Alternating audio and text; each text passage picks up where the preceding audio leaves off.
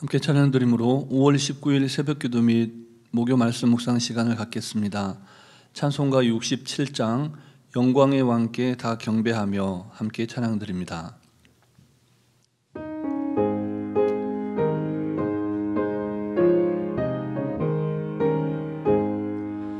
영광의 왕께 다 경배하며 그 크신 사랑 늘 찬송하라.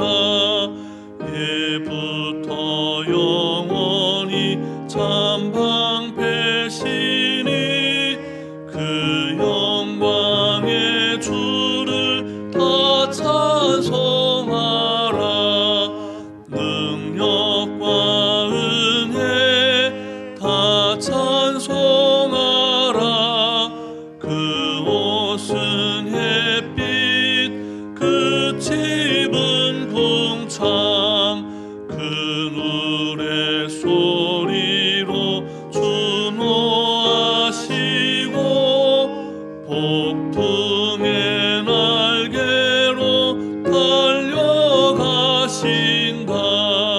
저 아름답고 놀라운 일이 가득한 이 땅 다 주의 조화 그 힘찬 명령에 더 잡히나니 저 푸른 바다는 옷자락이라. 질그릇같이 연약한 인생 주 의지하여 늘 강건하리. 온 백성 지으신 만왕이시니 그 자비 영원히 변함없어라.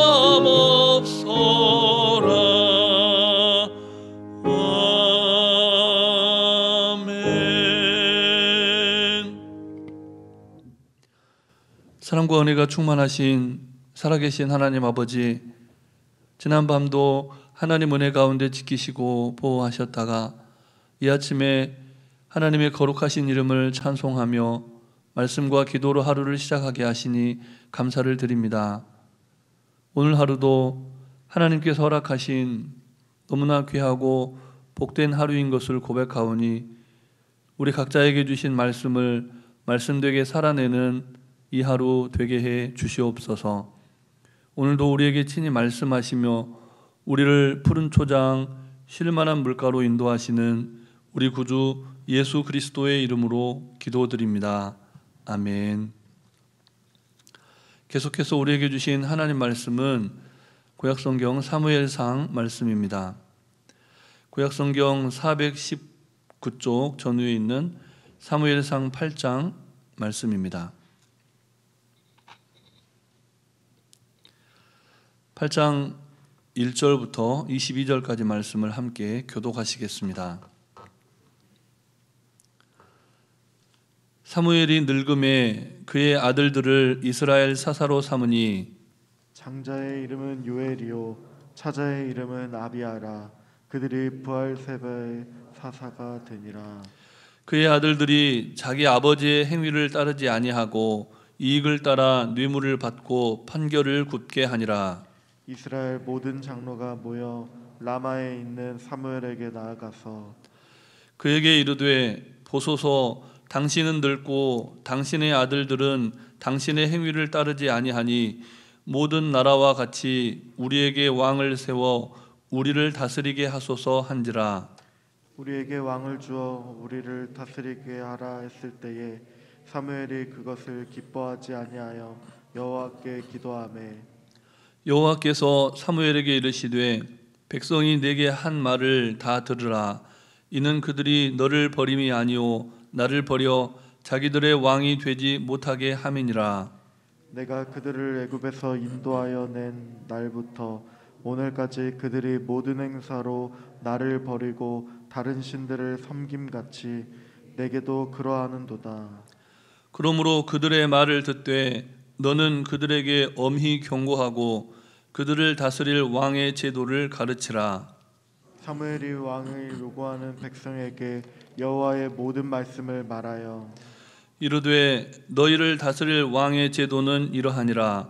그가 너희 아들들을 데려다가 그의 병거와 말을 어거하게 하리니 그들이 그 병거 앞에서 달릴 것이며 그가 또 또 너희의 아들들을 천부장과 오십부장을 삼을 것이며 자기 밭을 갈게 하고 자기 추수를 하게 할 것이며 자기 무기와 병거의 장비도 만들게 할 것이며 그가 또 너희의 딸들을 데려다가 향료 만드는 자와 요리하는 자와 떡 굽는 자로 삼을 것이며 그가 또 너희의 밭과 포도원과 감람원에서 제일 좋은 것을 가져다가 자기의 신하들에게 줄 것이며 그가 또 너희의 곡식과 포도원 소산의 11조를 거두어 자기의 관리와 신하에게 줄 것이며 너희의 노비와 가장 아름다운 소년과 나귀들을 끌어다가 자기 일을 시킬 것이며 너희의 양떼의 10분의 1을 거두어 가리니 너희가 그의 종이 될 것이라.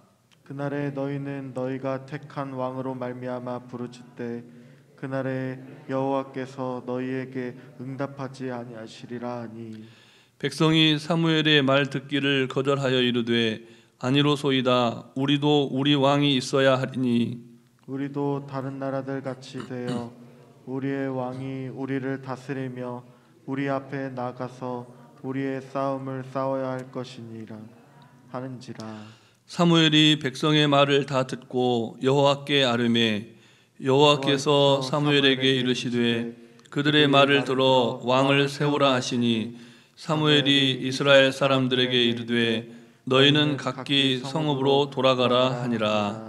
아멘. 이스라엘의 위대한 지도자 사무엘이 늙어갑니다. 우리는 사무엘의 탄생을 알고 또 그를 위한 어머니 한나의 간절한 기도와 또 그를 하나님께 봉헌한 부모의 헌신을 말씀을 통해서 잘 배웠습니다. 그렇지만 사무엘이 위대한 하나님의 사람이었음에 분명하지만 그 또한 하나님의 정하신 인생의 때를 거스를 수는 없었음을 우리가 본문을 통해서 배우게 됩니다. 본문 1절 말씀을 우리 다시 함께 읽겠습니다. 사무엘이 늙음에 그의 아들들을 이스라엘 사사로 삼으니. 아멘. 우리가 잘 아시는 바처럼 사실 사사는 세습되는 직책이 아니었습니다. 사람에 의해서 세워지지 않고 하나님의 선택과 부르심에 의해서 세워지는 직분이 사사라고 하는 직분이었습니다. 누구보다 그 사실을 잘 알고 있었을 사무엘이 오늘 본문을 보면 그의 두 아들을 사사로 삼았다는 사실, 그 사실이 우리가 일반적인 생각으로는 잘 이해가 안 가는 내용입니다. 그런데 왜 그랬을까요? 여러 가지 해석을 할 수 있지만 본문의 흐름 안에서만 살펴보자면 이 사건은 이제 사사 시대가 끝나고 새로운 시대가 이스라엘의 역사 가운데 열리는 그런 역사적인 정황을 알려주는 구절이라고 할 수 있습니다. 본문 2절 말씀도 우리 다시 함께 읽겠습니다.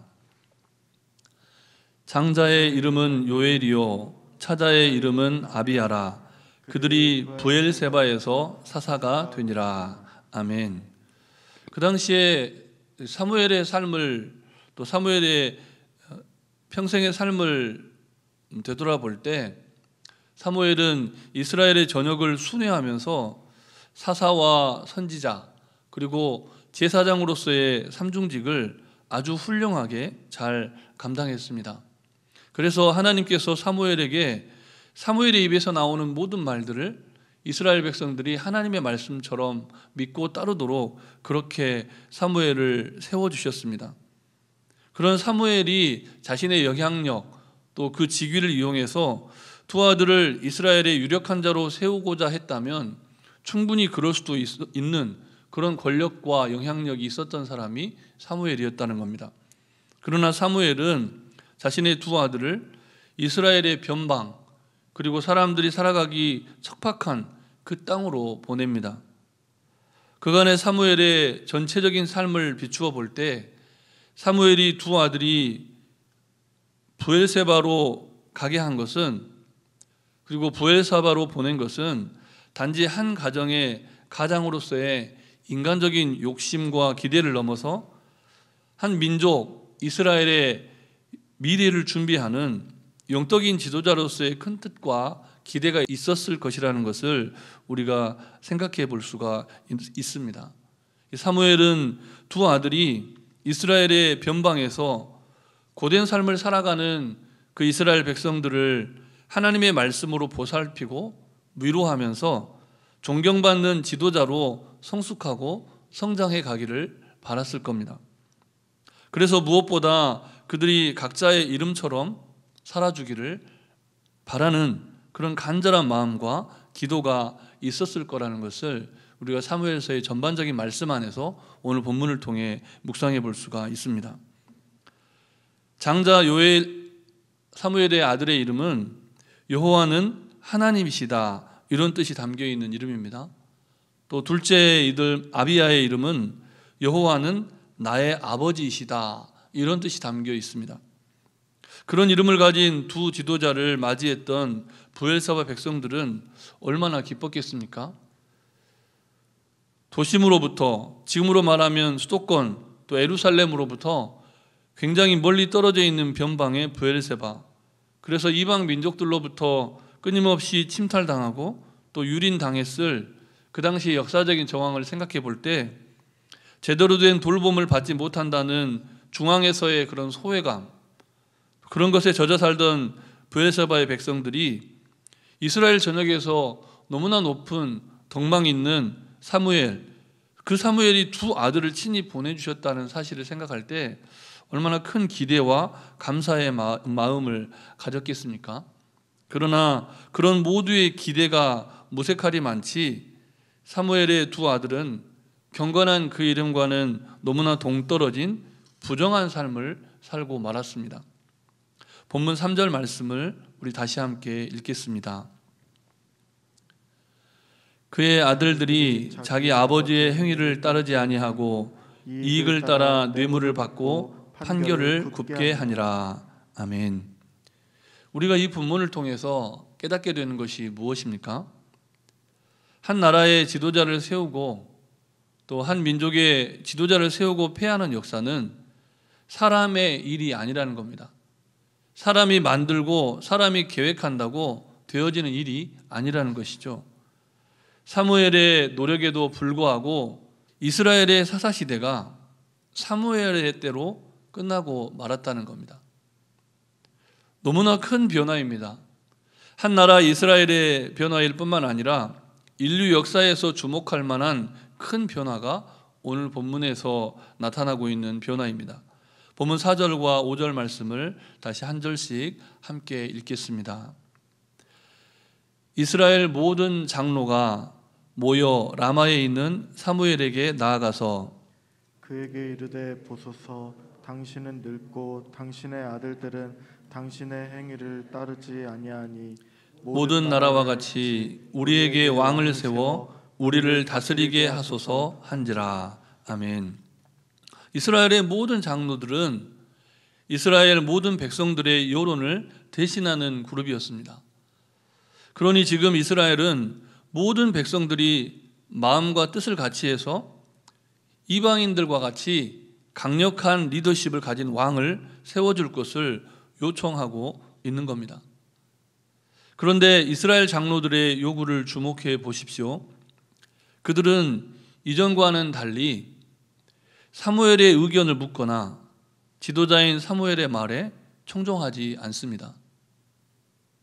그들이 만약 하나님이 세우신 지도자 사무엘의 권위를 존중했다면, 사무엘이여, 당신이 이제 늙어가니 또 늙었으니 당신을 뒤이을 사사를 세워주시도록 우리를 위해서 하나님께 기도해 주십시오. 당신의 두 아들의 행위와 인품을 볼 때 우리가 사사로 따르기는 어렵지 않겠습니까? 이렇게 정중하게 사무엘에게 부탁을 했을 겁니다. 그러나 이스라엘의 모든 장로들은 그렇게 하지 않았습니다. 오히려 두 아들을 사사로 세워서 사사시대의 명맥을 유지해 가려는 사무엘의 노력과 시도가 실패했음을 지적합니다.